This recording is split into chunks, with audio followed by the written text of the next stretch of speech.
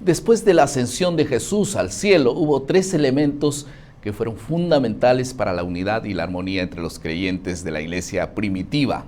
En primer lugar, ellos estudiaban la Biblia, ellos oraban y también tenían compañerismo extraordinariamente.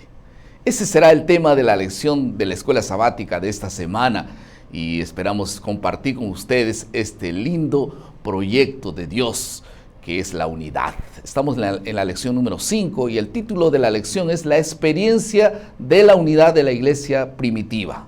Y vamos a enfocarnos en tres asuntos. En primer lugar, vamos a hablar sobre la unidad como un requisito para el derramamiento del Espíritu Santo.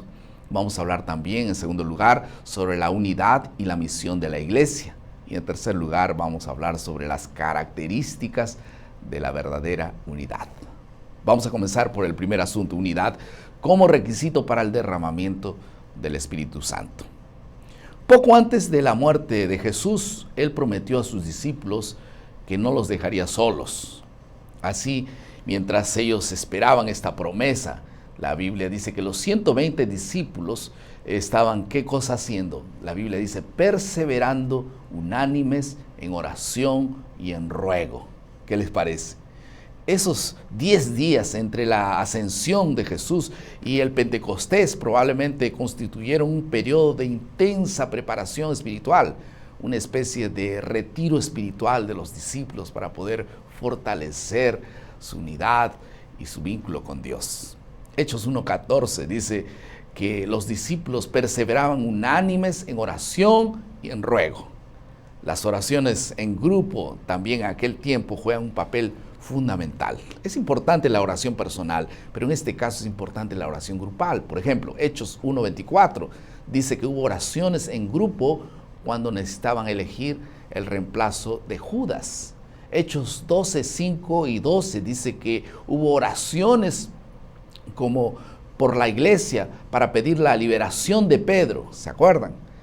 Y otro acto es en Hechos 13:3, cuando ellos oraron para despedir a Bernabé y a Pablo que iban a las misiones. La oración de la iglesia fue muy importante para estos asuntos. Otro tema es la unidad y la misión de la iglesia. Y existe un paralelo muy interesante entre lo que dice Génesis 11 y Hechos 2. Hemos estudiado en la lección de esta semana. En el primer caso vemos el relato de la Torre de Babel y en el segundo caso vemos la descripción del Pentecostés y el don de lenguas. ¿Qué tiene que ver una cosa con otra? Sobre la Torre de Babel, Génesis 11:6 dice que aquellos hombres que estaban construyendo la torre tenían tres características importantes. Vamos a ver cuáles son. En primer lugar, era un pueblo unido. El pueblo era uno, dice la Biblia. El pueblo tenía un solo lenguaje. El pueblo tenía un solo propósito, una sola misión. Entonces Dios estaba preocupado con esta unidad porque no era benigna.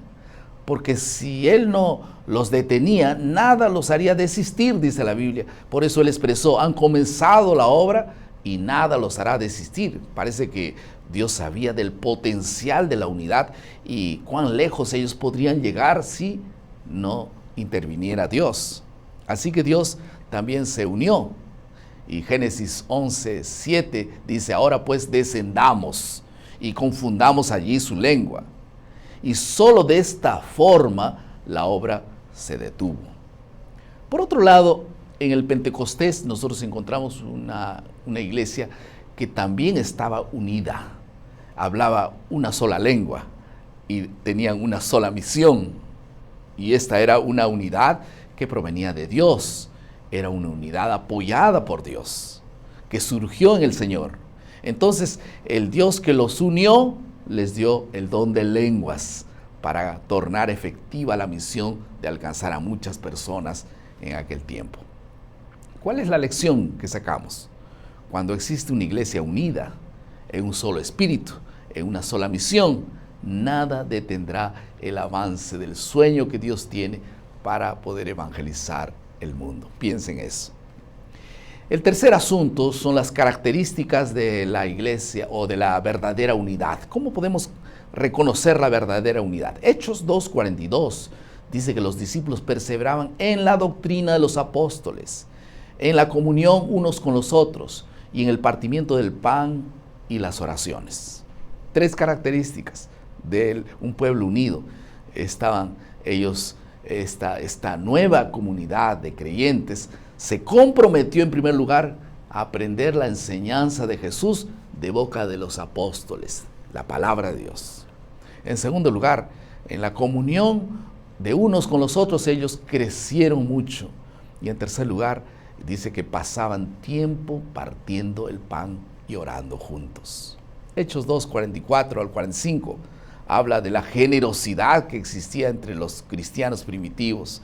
La Biblia dice que todos los que habían creído estaban juntos y tenían en común las cosas que estaban a su disposición. Vendían las propiedades y sus bienes eran repartidos según la necesidad de cada uno. Una de las parábolas apocalípticas de Jesús realmente nos ayuda a entender mejor esta generosidad que había entre los creyentes de los últimos días y lo que debe caracterizar también a los creyentes de este tiempo. Mateo 25, 34 al 36 dice que el rey dirá a los de su derecha, recuerdan, venid benditos de mi Padre, heredad del reino preparado para vosotros desde la fundación del mundo. Y entonces allí viene la declaración, porque tuve hambre y me disteis de comer, tuve sed y me disteis de beber, fui forastero y me recogisteis, estuve desnudo y me vestisteis, estaba enfermo y me visitaste, estaba en la cárcel y fuisteis a verme. Y en la iglesia primitiva, el acto de compartir los recursos con los demás, especialmente con los que más necesitaban, era una expresión visible de su unidad. Y esto podría ser muy importante para nosotros también. Lo contrario de generosidad sería codicia y egoísmo. Estos dos últimos elementos no son pecados visibles, son como una enfermedad, algo que no se puede ver, solo aparece cuando entonces las acciones egoístas comienzan a fluir de forma extraordinaria. Algunas aplicaciones, y aunque nosotros sabemos que algunas costumbres sociales del tiempo de Jesús y antes y después en la iglesia primitiva son diferentes, nosotros podemos aprender algunas lecciones sobre esta experiencia. En primer lugar, orar juntos, estudiar la Biblia juntos, ser generosos con los desfavorecidos, no es una necesidad para nosotros también. Si nos dejamos realmente guiar por el Espíritu de Dios y nos unimos como hermanos, sin duda que nuestra misión será exitosa. No habrá nada que detenga el avance del bien. Ora por la unidad.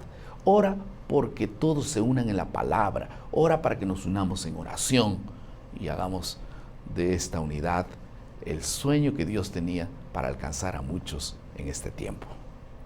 Vamos a orar. Querido Padre, muchas gracias por tu palabra.